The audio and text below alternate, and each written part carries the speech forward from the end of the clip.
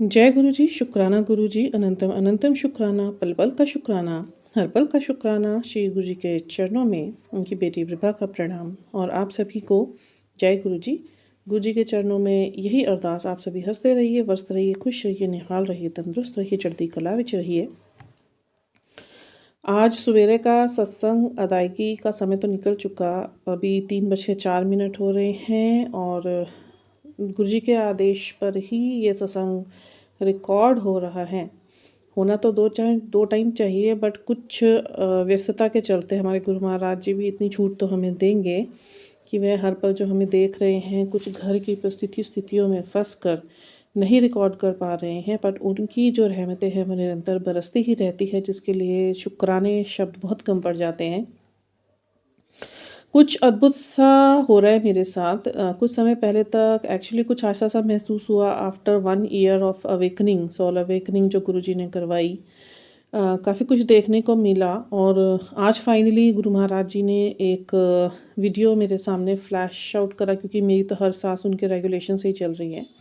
इतना मुझे ज़रूर एक्सपीरियंस हुआ कि इससे पहले तक जितना दिमाग लगा के मैं अपना काम कर सकती थी लाइफ में, तो मैं तो अपनी लाइफ को नहीं सही कर पाई। बट सही तब होनी शुरू हुई जब गुरु महाराज जी ने अपना हाथ मेरे सर के ऊपर रखा और भौतिकता के साथ साथ जो भौतिक भौतिक पक्ष तो हमारे ख़राब चल ही रहे थे, जिसमें हमने या मैंने अपने पार्टनर के साथ मिलकर काफ़ी कोशिश करी कि चीज़ें सही हों, बट वो हमारे हाथ में नहीं थी। एक हिम्मत और सब्र के अलावा हमारे पास कुछ नहीं था। और उसके बाद जब गुरुजी आए और उन्होंने समझाया कि भई अपना अध्यात्म पक्ष जो तुम्हारा कमज़ोर है उसको तुम स्ट्रॉन्ग करो और बैलेंस करो भौतिकता के साथ, तो तुम्हारे साथ वो चमत्कार होंगे जो तुमने कभी जीवन में सोचे नहीं होंगे। आज ये शब्द अपने आप को पूरी तरीके से जस्टिफ़ाई करते हुए नज़र आ रहे हैं, जो गुरु महाराज जी ने मुझे समझाए जब मेरा अध्यात्म गुरु महाराज जी ने अपनी तरस से मजबूत करवाया। पर शर्त वही थी, गुरु महाराज जी एक ही चीज़ कहते थे, हमने तो तुम्हें कॉल देनी है अपने अध्यात्म के रास्ते पर एक नया जीवन शुरू करने के लिए, पर चलना तुम्हें ही है। हम तो तुम्हें गाइडेंस देंगे, पग-पग पर तुम्हारे सामने ऐसे-ऐसे मैसेजेस या कुछ ऐसे इंडिकेशंस होंगे या कोडिंग्स आएँगी, जिसे तुम्हें डिकोड करना है, क्योंकि ब्रह्मांड का तरीका बात करने का यही है, या तो वो आपके अंदर भाव, आपके इमोशंस के साथ आपको कुछ ना कुछ गाइडेंस देंगे। बैठे-बैठे ऑल ऑफ सडन आपके दिमाग में या दिल में कुछ ऐसे भाव उत्पन्न होंगे कि इस काम को करना चाहिए या नहीं करना चाहिए। और या कोई मैसेजेस आएँगे कैंडिड, या गुरुजी स्वयं टेलीपैथिकली आपसे बात करेंगे, अपनी प्रेज़ेंस आपको देंगे, या आपको कुछ ऐसे नंबर्स होंगे एंजेलिक, या कुछ ऐसे पीस ऑफ विज़ुअल क्लिप्स होंगे, या मूवी क्लिप्स होंगे, या डायलॉग्स होंगे। मेरे साथ तो एक नहीं, दो नहीं, हज़ारों की संख्या में ऐसे कोडिंग्स सामने आई थी, जिसको गुरु महाराज जी ने अब इतना सक्षम कर दिया है कि हम उसे डिकोड करने में मैं पारंगत हो चुकी हूँ। मैं हुई नहीं हूँ, मुझे गुरुजी ने करवाया है। तो तभी से ही गुरुजी का ये संदेश आना स्टार्ट हो गया था कि तेरे जीवन का फ़ैसला अब तेरा नहीं है। जब से तूने मुझे मेरा हाथ थामा है, तूने मेरे चरणों में अपना सर झुकाया है और अपना समर्पण दिया है, तो तेरी ज़िंदगी का ये सफ़र है, उसका पल-पल का हिसाब मैं रख रहा हूँ। और तेरे जीवन में जो भी घटित हो रहा है, वह बिना कारण के घटित नहीं हो रहा है, वह सिर्फ़ मेरा ही रेगुलेशन है। और जो बड़ी-बड़ी परेशानियाँ तुझे फ़ेस करने को सामने आए जा रही हैं, लेवल्स पे लेवल्स, तू बैठ के एक दिन मैं बैठ के यही सोच रही थी कि कुछ नॉर्मल तो घटित हो नहीं रहा है, कुछ ऐसा डिवाइन घटित हो रहा है, लाइफ़ में कुछ बहुत बड़ा होने वाला है, ऐसा आभास हो रहा था मुझे। तब गुरुजी ने मुझे बताया कि भई 3 चरणों में तेरी परीक्षाएँ चली, और ये तेरी नहीं सबकी चलती है। जो अध्यात्म में अपना विश्वास पूरा पक्का कर लेता है, उसकी परीक्षाएँ होती होती हैं। क्योंकि कुछ भी बड़ा देने से पहले डिवाइन्स हमारी बड़ी-बड़ी परीक्षाएँ लेते हैं, छोटी से शुरू होती है, बड़ी तक जाती हैं। सबसे पहले चरण में आपके अंदर के सब्र और हिम्मत को परखा जाता है। उसके बाद सेकंड लेवल में आपके अंदर लोभ उत्पन्न करा जाता है।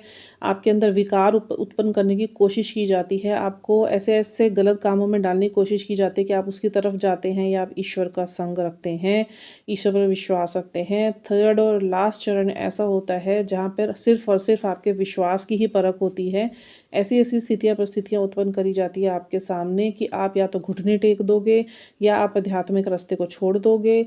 और जो उस वक़्त भी कुछ भी पहाड़ टूट जाए सर के ऊपर, विश्वास सिर्फ़ ईश्वर पर रखते हैं, तब होते हैं चमत्कार स्टार्ट। ये मैंने आज तक 1 साल में सीखा।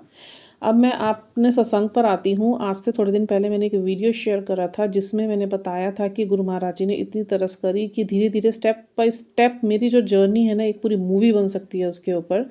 आने वाले समय में गुरु महाराज जी ने क्या सोचा हुआ है वो जाने, करवाई वो ही रहे हैं, उन्होंने ही करवाना है। मैं अपना दिमाग अब लगाती हूँ नहीं, क्योंकि गुरु महाराज जी कहते हैं अपनी चालाकियाँ जूतों के साथ बाहर छोड़ के आया करो।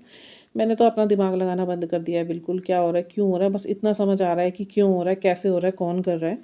तो वही बहुत है मेरे लिए कि गुरु महाराज जी ने इतना मेरा व्यू क्लियर करा हुआ है कि जो भी हो रहा है वो किसी कारण से हो रहा है, और ये परेशानियाँ नहीं, परीक्षाएँ हैं। गुरु महाराज जी ने ही मुझे सिखाया कि परेशानियों को जिस दिन तुम परीक्षा बोलना शुरू कर दोगे ना, उस दिन से तुम्हारे अंदर संयम आ जाएगा, तुम्हारा विश्वास पक्का हो जाएगा, तुम्हारा समर्पण 1000% मेरी तरफ ही रहेगा, कभी तुम मेरी था नहीं छोड़ोगे। तो हुआ ये कि गुरुद्वारे से गुरुजी ने मुझे जोड़ा। उस गुरुद्वारे से शादी के बाद जब गुरुजी को मैं पहचानती भी नहीं थी, तो मेरा झुकाव उस गुरुद्वारे की तरफ गुरु महाराज जी ने शुरू से ही खींचा। मंदिरों से ज़्यादा ऐसा नहीं है, मैं माँ भगवती की भी डिवोटी हूँ, और माँ भगवती ने ही मुझे मोड़ा है मेरे गुरु महाराज जी की तरफ, क्योंकि शिव के साथ शक्ति चलती है। और जब उन्होंने देखा कि मेरा बच्चा बड़ा भोला है, इसका सारा फ़ायदा उठा रहे हैं जीवन में, इसकी कठिनाइयाँ लोगों द्वारा ही पैदा करी गई है, पर इसने अपनी हिम्मत नहीं छोड़ी उस टाइम पे, फिर सारे डिवाइन्स के रेगुलेशन स्टार्ट हुए और मेरे लाइफ का जो है एक नया चैप्टर स्टार्ट शुरू हुआ, वर्स्ट टू बेस्ट में जाने के लिए।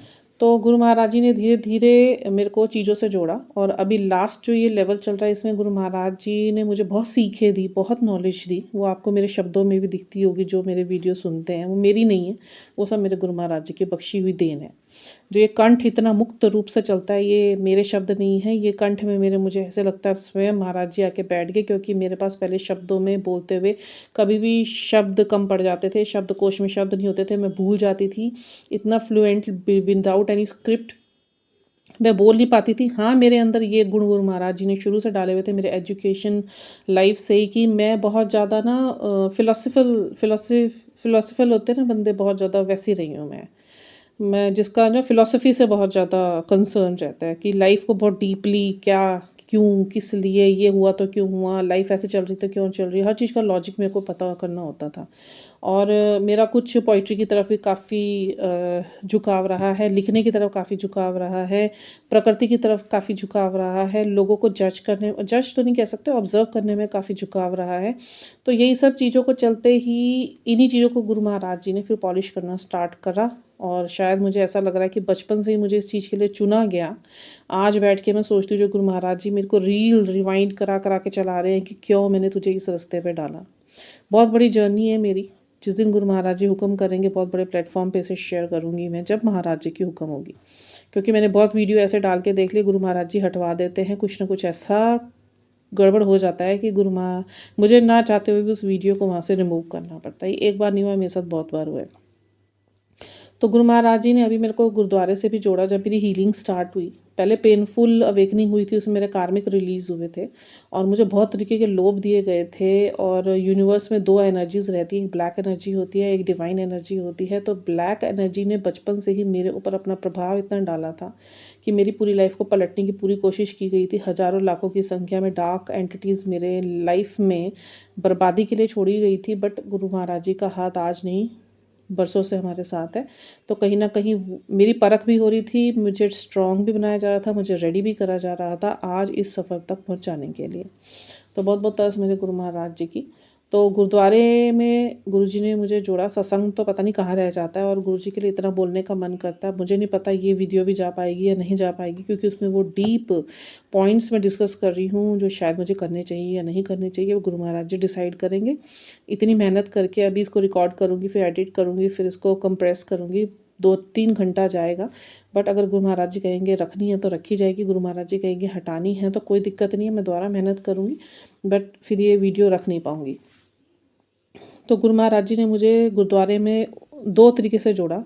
उनको पता था मेरा, शुरू से ही उन्होंने मुझे गुरु नानक देव जी से जोड़ के रखा, मेरा पूरा झुकाव वहीं पर ही था। मैं जाती थी, कड़ा प्रसाद बना के लेके जाती थी, और मेरे को वहाँ जाके बड़ा सुकून मिलता था। फिर एक लंबा गैप आ गया, क्योंकि ब्लैक एंटिटीज़ का एक दौर स्टार्ट हो चुका था, मेरी लाइफ़ का बहुत वर्स्ट पार्ट स्टार्ट हो चुका था, 23 साल। और उसके बाद फिर जब गुरु महाराज जी ने अपना हाथ मेरे सर के ऊपर रखा, तो उसके बाद फिर से मेरी जीवन में चीज़ें पॉजिटिव होनी शुरू हुई और जो पुरानी मेरे ब्लॉकेजेस थे वो हटा के गुरु महाराज जी ने मेरे जीवन में पॉजिटिविटी फीड करनी स्टार्ट करी। टाइम इसमें भी लग रहा था क्योंकि गुरु महाराज जी स्वयं बोलते हैं कि तुम्हारे लेखे तो इतने ख़राब थे कि शायद तुम लोग ना इस जन्म में जीवित भी ना रहते, बट तूने भक्ति इतनी करी है और मैंने तेरे से इतनी करवाई है, इतना सिमरन कराया, नाम जाप कराया है कि मुझे तेरे लेखे भी बदलने पड़े। नहीं तो तेरी हाथ की रेखाएं जो है ना इतनी टूटी फूटी थी कि उसका कोई भी सानी नहीं था, उसका कुछ नहीं हो सकता। तो वाकई में अगर मैं आपको पाम्स के बारे में अपनी बताऊं तो ये भी बहुत बड़ा सत्संग है। मैंने जिस पंडित को भी दिखाया इससे पहले वो यही कहता था, इतना मकड़ जाल है तुम्हारे हाथ में। मकड़ जाल जिसे कहते हैं सबसे वर्स्ट रेखाएं होती हैं कि तुम्हारा तो कुछ नहीं हो सकता। और ये सब कॉन्स्पिरेटेड थी। मेरे तो जीवन में शायद बहुत कुछ लिखा था हैप्पीनेस से रिलेटेड, बट उन सब चीज़ों पे ब्लॉकेज लगाए गए। तो वो सब गुरु महाराज जी की तरह से कि उन्होंने धीरे धीरे धीरे धीरे धीरे धीरे करके सब चीज़ों की क्लेंजिंग रिमूविंग करनी स्टार्ट करी और हीलिंग करी। जब हीलिंग प्रोसेस पर आया उसके बाद चीज़ें समझ आनी शुरू हुई, क्यों हो रहा है, किस लिए हो रहा है, इतने पेन्स किस लिए मिले और इतना लंबा समय क्यों निकला। तो अब वो समय लंबा नहीं लगता, बहुत छोटा लगता है। तो गुरुद्वारे में फिर से गुरुजी ने मुझे जोड़ा। मैं अपने बेटे को पहले 8 बजे छोड़ने जाती थी, तो उस टाइम पे शबद कीर्तन चल रहे होते थे। उसके बाद जब विंटर स्टार्ट हुआ तो बेटे के स्कूल के टाइमिंग हाफ एन आवर थोड़ा आगे एक्सपेंड हो गया और उसके बाद फिर मैं उसी समय पे जाने लगी। मेरे मन में थोड़ा-सा आया, मुझे शब्दवाणी सुनने का बड़ा शौक है। मैंने कहा गुरु महाराज जी अब जाती हूँ तो उस टाइम पे ना कीर्तन व्याख्या चल रही होती है लाइफ से संबंधित, गुरु ग्रंथ साहिब जी की महत्वता को लेकर उनकी इम्पोर्टेंस बताई जा रही होती है लाइफ से रिलेटेड। तो वो भी एक बड़ा अपने आप में बहुत सुंदर समा होता है और जब शब्दवाणियों का अपना समा है, कीर्तन व्याख्या का अपना समा है। तो अब मैं जाके बैठने लगी। 3 2 ये दूसरी बार हो रहा है कि मेरे मन के अंतःकरण के अंदर जो भी प्रश्न कौंध जाते हैं कि ऐसा क्यों? उसका जवाब जैसे ही मैं गुरुद्वारे में बैठती हूँ, वो जो व्याख्या कर रहे होते हैं ना, वो सेवादार जो होते हैं ना, उनके श्री मुख से गुरु महाराज जी वही प्रकरण सुनवा रहे होते हैं, सारी दुविधाओं का अंत कर देते हैं। आज क्या हुआ, एक्चुअली हम लोग दुनिया में पैदा हुए, 3D और 5D लाइफ होती है। 3D 4D 5D 60 70 ऐसे लाइफ होती है। 3D होता है हमारा ये अर्थ और 3D से ऊपर जब हम अध्यात्म से जुड़ते हैं तो 4D 5D लेवल अप होते हैं, लास्ट 7D तक होता है, दैट इज़ द दशम द्वार। तो वो तो बहुत, उसके लिए तो आपकी अवस्था बहुत ऊँची होनी चाहिए, मतलब इतना आपका अध्यात्म ऊँचा होना चाहिए कि तपोबल आपका चरम पे पहुँच के तब उस दशम द्वार पर आप पहुँचते हैं, कुंडलिनी जागरण जिसको बोलते हैं। तो उस तक तो गुरु महाराज जी तरस करेंगे तो कोई पहुंच पाएगा, वो भी सब कुछ छोड़ के। तो यही मेरे अंदर चल रहा था क्योंकि गुरुजी ने मुझसे भी साधना करवाई है। तो मैं गुरु महाराज जी से यही सोचती थी कि भौतिकता में रहते हुए मैं साधना को कैसे अंजाम दे पाऊँगी। और जो चीज़ें मेरी लाइफ में चल रही है, या तो मैं पूरी विरक्त हो जाऊँ, मैं विराग ले लूँ पूरा, मैं अपना घर परिवार भी छोड़ूँ और मैं आप में लग जाऊँ, तो जो अवस्थाएँ आप धीरे-धीरे मुझे देते चले जा रहे हो वो चरम पे जाएँगी, क्योंकि मुझे तो आपको पूर्ण रूप से पाना है। मेरा मकसद ही यही है, जो मुझे पता चला है इस धरती पर आकर, कि हम बिछड़ कर आए हैं। क्यों? क्योंकि हम यहाँ धरती पर आए हैं तो कहीं से तो बिछड़ के आए होंगे ना, कहीं से तो अलग होकर आए होंगे। तो वो है हम सचखंड से, अपने गुरु महाराज जी के चरणों से, कुछ अपने गलत कर्मों की वजह से हमें अपने कर्मों को सुधारने के लिए इस धरती पे भेजा गया। क्योंकि गुरु महाराज जी ने मुझे स्वयं अपने श्रीमुख से बताया, ये जो अर्थ है ये स्कूल है जहाँ पे तुम्हें से दोबारा से एडमिशन दिया जाता है कि तुम अपनी चीज़ों को सीखो और अपने कर्मों को काट के अपनी हीलिंग करके और मुझ से जुड़कर अध्यात्म पक्का करके तुम मुझ तक पहुँच पाओ। प्रोसेस छोटा नहीं है, वेरी पेनफुल प्रोसेस, और धज्जियाँ उड़ जाती है आपकी तो अहंकार की, कि जो ये अहम भाव में रहते हैं, काम क्रोध लोभ मोह अहंकार, हमारे कलयुगी जो प्रारब्धताएँ हमारे अंदर कूट कूट के भरी हुई है और उसी के पीछे हम लोग भाग रहे हैं, उसी को सच समझ रहे हैं। इन इल्यूजन्स के साथ जी जी के हम लोग इतने कपटी और छली हो चुके हैं कि हम लोग को सब पता है कि ईश्वर क्या, ईश्वर को पाना कैसे है, बस उस सच के मार्ग पर कोई चलना नहीं चाहता। क्यों? क्योंकि कोई अपनी पांचों प्रवृत्ताओं को छोड़ना नहीं चाहता। मेरे को गुरुजी ने इतना सिखाया, कलयुग में ईश्वर को पाना बहुत आसान काम है, बट आपको काम क्रोध लोभ मोह प्रारब्धताओं से ऊपर उठना पड़ेगा और सच के मार्ग पर चलना पड़ेगा। निंदा छोड़नी पड़ेगी, झूठ छोड़ना पड़ेगा, दुनिया के अटैचमेंट्स छोड़ने पड़ेंगे, लगाव छोड़ना पड़ेगा, लोभ छोड़ना पड़ेगा और सच के रास्ते पर चलना पड़ेगा। सबको पता है, बट चलता पा ईश्वर को वही पा सकता है जो इस सच के रास्ते पर चल सके। वो चलना बहुत मुश्किल काम है, लाखों में कोई एक आधा बंदा या 2 बंदे होते हैं जो इस चीज़ के लिए गुरु जी की परीक्षाओं पे खरा उतरने के लिए अपने आप को बोल देता है कि हाँ मेरी परीक्षा ले ले। तो शायद गुरु महाराज जी ने मुझे भी उसी चीज़ के लिए चुना है और मैं तो बस पता नहीं कैसे परीक्षाएं देती चली गई, क्योंकि जीवन से इतनी दुखी थी, बचपन से अभी तक मैं इतना कुछ देख लिया था कि उसके बाद मेरे को सिर्फ़ एक सहारा नज़र आया मेरे ईश्वर का। जब उन्होंने मेरे सर पे हाथ रखा, मैं इतनी रोई हूँ, इतनी रोई हूँ, इतनी रोई हूँ, मैं अभी तक भी रोती हूँ, इतना कुछ मिलने के बावजूद भी मैं रोती हूँ। अब रोती हूँ थोड़ा प्यार में गुरुजी की भक्ति में, कि इतनी प्रेम गुरुजी से हो चुका है कि मेरा हृदय उन्होंने बिल्कुल सफाई कर दिया है और मेरे हृदय में आकर बैठ गए हैं। तो आज इसी से संबंधित एक प्रकरण चल रहा था। मैंने कहा, गुरु महाराज जी, आपने मुझे परिवार में डाला हुआ है, मेरा पति हैं, बच्चे हैं और सारी रिस्पॉन्सिबिलिटी मुझे वो निभानी है। उसी के साथ मुझे आध्यात्मिकता को भी बैलेंस करना है, which is now going to be very hard for me. कि जब मैं अध्यात्म की तरफ ज़्यादा अपना रुझान रखती हूँ तो मेरी बहुत जो ये मेरी रिस्पॉन्सिबिलिटीज़ है अपनी फैमिलीज़ को तरफ लेके, मुझे ये डर लगता है इस चीज़ों से मैं कहीं विरक्त ना हो जाऊँ। क्योंकि जब आप एक आध्यात्मिक रास्ते पर चलते हैं तो एक विराग उत्पन्न होना बहुत नेचुरल चीज़ है, क्योंकि वो पेन जब तक आपके अंदर नहीं होगा, इंटेंस दुख आपके अंदर नहीं होगा, आप ईश्वर को नहीं पुकारेंगे। जब आप बहुत ज़्यादा दुखी होते हैं तभी आप ईश्वर की तरफ मुख करके उनको बोलते हैं, रो रो के, कि हे ईश्वर, मेरा मुझ में कुछ नहीं, सब तेरा तेरा तेरा, संभाल ले। वो एक पॉइंट होता है जब उस दुख में हम ईश्वर का कुछ भी सुनते हैं ना, सत्संग सुने या हम सत्संग से जुड़े या हम शब्दवाणी सुने या हम सिमरन करें, आँखों से इतनी जल अश्रुधारा बहती है और वो हमारी आत्मा की क्लेंजिंग उस टाइम गुरु महाराज जी कराते हैं। बहुत सुंदर समय होता है। मैं 3 घंटे 4 घंटे भी मुझे बिठा लो, बट कोई डिस्टर्ब करने वाला नहीं होना चाहिए। मेरा साक्षात्कार ईश्वर से उस टाइम पे मुझे लगता है अमृत वेला के समय। पर इसी के ऊपर फिर मुझे दुविधा भी हो रही थी कि कैसे मैं करूँ बैलेंस। वहाँ पे आध्यात्मिक होने लगती हूँ तो भौतिकता खींचती है, भौतिकता में जाती हूँ आध्यात्मिकता कमज़ोर होने लगती है, मैं बैलेंस कैसे बनाऊँ?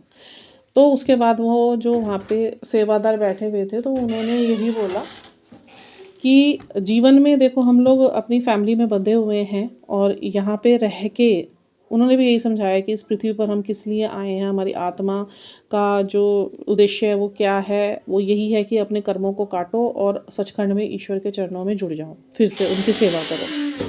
तो पर उन्होंने फिर आगे एक्सप्लेन करते हुए बोला, उन्होंने गुरु ग्रंथ साहिब जी की महिमा खोली हुई थी, एक बुक थी उनके पास, उसमें से वो बता रहे थे पढ़ के, साथ साथ वो उद्देश्य भी उसका बोल रहे थे, जो वो गुरबाणी लिखी हुई होती है अपनी खड़ी हिंदी में, साथ में उसका एक्सप्लेनेशन दे रहे थे कि बड़ा मुश्किल काम है भौतिकता में रहकर आप ये सोचो कि आध्यात्मिकता को भी साथ में चलाना है, बट जो भौतिकता है मीन्स हमारी शादी, हमारे बच्चे, हमारे अपने काम, ये भी एक जर्नी है। बट इस जर्नी को छोड़ के जहाँ तक हुई है ये, इसको यहीं तक रख के इसको बैलेंस करो। उसके बाद जो अगली जर्नी है, जो नया जो जीवन की यात्रा आपकी है वो आध्यात्मिक है, उस पे चलना शुरू कर दोगे।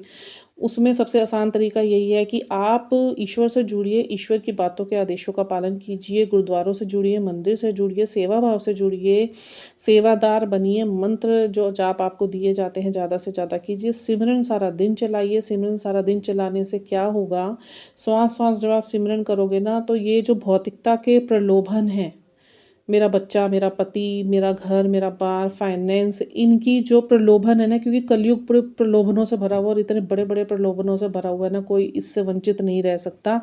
इससे बचने का सिर्फ़ एक ही उपाय है, इसके साथ कोऑर्डिनेट करने का, कि आप सारा दिन अपने अंदर मंत्र जाप चलाएँ, आप सारा दिन सिमरन कीजिए, जब वक़्त मिले तब आप मेडिटेशन में बैठिए, तब ये जो प्रारब्धताएँ हैं ना बैलेंस होके आपको कभी परेशान नहीं करेंगी।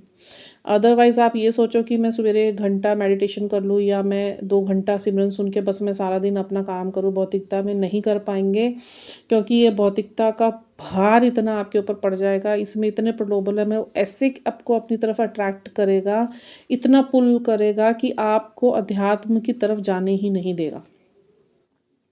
इसीलिए हमारे गुरु महाराज जी भी बार-बार अब सब मैसेजेस आते हैं कि ज़्यादा से मंत्र जाप बढ़ा दें, मंत्र जाप बढ़ा दें, मंत्र जाप बढ़ा दें। क्यों? क्योंकि मुझे उस लेवल पे गुरु महाराज जी ने पहुँचा दिया जहाँ मेरा मन विरक्ति की ओर जा रहा है और मुझे ऐसे लग रहा है कि बस अब मैं अपना सारा जीवन अध्यात्म को दे दूँ और गुरु महाराज जी तक पहुँच जाऊँ। बहुत कुछ चीज़ें मिली हैं, बहुत ब्लेसिंग्स गुरु महाराज जी की मिली है, इतने डिवाइन एक्सपीरियंसेस जुड़े हुए हैं मेरी लाइफ के साथ, वो शेयर नहीं करने का आदेश है। क्यों? क्योंकि वो ब्लेसिंग्स है और वो ब्लेसिंग्स किस चीज़ से मिली है, अमृत वेला करवाई जो गुरु महाराज जी ने मुझसे, और सारा दिन सिमरन से जोड़ के श्वास-श्वास मंत्र जाप का जो मुझ पर तरस करके वरदान दिया, और उसकी वजह से एक के बाद एक ऐसी अनुभूतियाँ डिवाइन होती चली गई कि आप ये समझिए, मैं इससे ज़्यादा कुछ कह नहीं सकती कि ईश्वर के साथ साक्षात्कार हुआ। ईश्वर का मेरे अंग संग होने का मतलब गुरु महाराज जी ने मुझे लाइव दिखाया कि देख मैं तेरे साथ खड़ा हूँ। उनकी प्रेज़ेंस परमानेंट रूप में और साक्षात रूप में साथ में फ़ील होती है। फिर एक प्रश्न मेरे मन में ये भी आया था कि आप दिखते क्यों नहीं? गुरु महाराज जी ने बोला वो दिव्य दृष्टि जिस दिन मैं तुझे दूँगा, वो सबसे बड़ा दिन होगा, क्योंकि तुम नंगी आँखों से सूरज को भी नहीं देख सकते। मेरा ताप इतना है, अगर किसी ने मुझे देख लिया ना, उसे कुछ ना कुछ शारीरिक झटका लगेगा, या तो हार्ट अटैक हो जाएगा या माइंड स्ट्रोक हो जाएगा या कोई भी ऐसा बड़ा स्ट्रोक होगा कि वो मर जाएगा। तो उसके लिए अभी समय है, पर उनकी जो प्रेज़ेंस उन्होंने मुझे फ़ील कराई है ना, उनके टच, गले लगाना, मेरा हाथ पकड़ना, मैं बहुत बड़ी बात बता रही हूँ आपको। ये कमाई नाम जाप की है। ये मंत्र जाप की है। सारा दिन श्वास-श्वास जो चलता है। जब समय मिलता है मेडिटेशन में बैठ जाती हूँ, जब समय मिलता है गुरबानियों से जुड़ जाती हूँ, जब समय मिलता है सिमरन करती हूँ। काम करते हुए सिमरन लगे रहते हैं मेरे। क्योंकि इससे पहले जब अवेकनिंग हो रही थी मेरी, तो मैं बहुत पेन्स में थी, मुझे नहीं पता थी ये सब चीज़ें। तो थोड़ी-थोड़ी देर में कभी फ़ियर वाली एनर्जी मेरे अंदर आ जाती थी, कभी एंग्ज़ायटीज़ हो जाती थी, कभी डिप्रेशन हो जाते थे, कभी ऐसे लगता था ब्लैक मैजिक हावी हो गया, कभी ऐसे लगता था बॉडी तोड़ रहा है कोई। बहुत चीज़ें बीती, बहुत चीज़ें बीती, बहुत चीज़ें बीती। कार्मिक्स जब रिलीज़ हो रहे थे ना, ऐसे-ऐसे लोगों से मेरे कार्मिक रिलीज़ करवाए गए कि मेरे पैरों के नीचे से ज़मीन निकली है। और वो जो टाइम निकालना था बड़ा औखा होता था, क्यों? क्योंकि उस टाइम हमारा अध्यात्म बहुत कमज़ोर था। उसके बाद गुरु महाराज जी ने सिखाया कि इन चीज़ों को हैंडल कैसे करते हैं। मुझे नहीं पता ये वीडियोज़ कितनों तक जाएगी, कितनों तक नहीं जाएगी। मैं तो चाहती हूँ लोग सुनें और जुड़ें कि अपनी परेशानियाँ हमने खुद पैदा कर रखी हैं। इन परेशानियों से ऊपर उठने का एकमात्र उपाय यही है, नाम जाप। मंत्र जाप, सिमरन, गुरबाणी, गुरुद्वारे से जुड़िए, सेवा से जुड़िए, सेवादार बनिए, सत्संगियों की सेवा कीजिए, गुरुद्वारे की सेवा कीजिए, बड़ों की सेवा कीजिए, अपने परिवार की सेवा कीजिए, गुरु की सेवा कीजिए। कुछ भी आपको तंग नहीं करेगा। बहुत ईज़ी हो जाएगा लाइफ को चलाना। तो बहुत-बहुत शुक्राना मेरे गुरु महाराज जी का, जो उन सेवादार से मुख से इतने बड़े-बड़े शब्द मुझको कहलवाए कि मेरा मन शांत हो गया। कि तेरे जीवन में अगर तुझे लग रहा है ना कुछ कष्ट है या दुःख है, वो दुःख नहीं है, तेरा संरक्षण है, तुझे संरक्षण दिया जा रहा है, तेरी सुरक्षा करी जा रही है। जो तेरे ऊपर 1 साल से इतने बड़े-बड़े अटैक्स हुए स्पिरिचुअल, और उससे पहले जो 23 साल तेरी ज़िंदगी ख़राब करी गई, तो हमें तुझे बचाना भी था साथ में। क्योंकि ये लड़ाइयाँ ऊपर यूनिवर्स में चलती रहती हैं, पॉजिटिव और नेगेटिव एंटिटीज़ की, डार्क और लाइट साइड की, और वी कैन से कि डिवाइन्स की और डेविल्स की। वो बहुत बड़ी चीज़ है यूनिवर्स की, उसका भी गुरुजी ने मुझे ज्ञान दिया, बट वो मैं यहाँ नहीं अभी आप लोगों से शेयर कर सकती। ठीक है? और जब आप इन चीज़ों से जुड़ते हैं ना, तो आपके जीवन में बहुत बड़े-बड़े चेंजेस होते हैं। स्वयं ईश्वर आपके हृदय में आकर बैठ जाते हैं, और जब ईश्वर आपके पक्ष में आकर बैठ जाते हैं ना, फिर आपको कुछ करने की ज़रूरत नहीं पड़ती। ईश्वर सिर्फ़ एक ही चीज़ कहता है, आप चिंतन कर, चिंता मत कर, जिक्र कर, फ़िक्र मत कर, मंत्र जाप कर, सिमरन कर, खाली मत बैठ। काम करते कर, उठते कर, बैठते कर, सोते कर, खाते कर, पीते कर, नाम कर जाप। उसके बाद मैं तुझे बताऊँगा जीवन में अबेंडेंट होना क्या होता है, प्रॉस्पेरस होना क्या होता है, लाइफ का मकसद क्या होता है, आपका मिशन क्या होता है। उसके बाद चीज़ें कैसे स्वयं चल के आती हैं आपके पास। आप एक मैग्नेट बन जाओगे। ये बहुत बड़ी, आज पता नहीं क्यों मेरा सीरियस मैटर पे बात करने का मन हुआ। बोलने को तो बहुत कुछ है, बट जब गुरु महाराज जी जैसा बुलवाते हैं, तो 23 मिनट का ये अभी भी प्रकरण हो चुका है। अभी भी बहुत मन कर रहा है मैं बहुत कुछ बताऊँ, बट अभी के लिए इतना ही। गुरु महाराज जी का बहुत बहुत शुक्राना, गुरुद्वारे से जोड़कर मुझे पहले सिमरन में मेरा मन लगवाया। उसके बाद फिर ये महिमा गुरु ग्रंथ साहिब जी की जो सुनने को मिल रही है ना, एक एक क्वेश्चन का जवाब उसमें है। इसलिए गुरु महाराज जी कहते हैं कि गुरबाणी से जुड़ो, सुखमणि से जुड़ो, गुरु ग्रंथ साहिब को पढ़ना सीखो, उनकी महिमा जानना सीखो, उनको पढ़ो। सब सवाल के जवाब उसी में हैं। शब्द कीर्तन, पुराने और ओल्ड शब्द कीर्तन सुनो, भजन नहीं। उसमें तुम्हारे ज़िंदगी के सवालों के सारे जवाब हैं और वाक्य में हैं। ज़िंदगी पलट देती हैं ये। दुविधाएं ख़त्म हो जाती है, संकट ख़त्म हो जाते हैं। आपके पास ऐसे ऐसे पाठ आपको सुनने को मिलेंगे जो आपको पता चलेगा कि कौन से रोग में कौन सा पाठ करने से ठीक हो जाता है। पाठ भर से घर में किसी की मौत तक का भी समय आने वाला हो ना, कोई आईसीयू में भी हो ना, उसके लिए भी पाठ हैं सुखमणि के, कि बैठ जाओ सुखमणि करने। ना ईश्वर नानक देव आके उसकी खुद सुरक्षा करेंगे तो कह देना, और होता है ये। मेरे एक्सपीरियंसेस हैं। तो बहुत बहुत शुक्राना मेरे गुरु महाराज जी का। दुख भंजनी एक पाठ जो मेरे मन में अभी गुरु महाराज जी दे रहे हैं। कोई भी शारीरिक कष्ट हो, कोई भी आपको आर्थिक कष्ट हो, कोई भी आपको लाइफ से संबंधित कष्ट हो ना, दुख भंजनी पूरे दिन में इस रात को सोते हुए सुनेंगे तो बहुत अच्छी बात है। पूरे दिन में किसी टाइम भी सुनिए, पर रात को सोते हुए सुनने से इसका लाभ ज़्यादा है। आपके जीवन के सारे कष्ट मिट जाएंगे। मेरे खुद का एक्सपीरियंस है, मैं सुनती हूँ। जब तक नहीं सुनती थी चीज़ें गलत थी, अब सुनती हूँ तो चीज़ें बहुत सुकून में है, बहुत सुकून में है। सुखमनी अपने आप में इतना बड़ा वरदान है।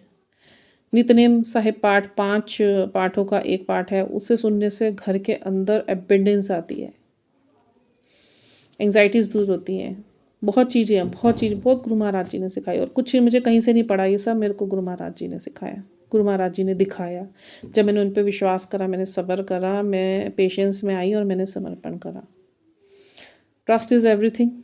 If you really want to god with you in your life permanently and बिल्कुल ट्रांसपेरेंटली, तो you have to surrender in front of him. Complete surrender, one-to-one connection with our higher selves. One to one connection बनाइए, किसी वहम में मत पड़िए। जब आपका अध्यात्म मजबूत होगा, कोई चीज़ आपका नुकसान नहीं कर सकती। आपका एक प्रोटेक्शन फील्ड बन जाता है, आपको शील्ड मिल जाती है। Nobody can harm you at any cost, as because the divines and higher selves मतलब खुद वो, they themselves protecting you, they themselves protect you।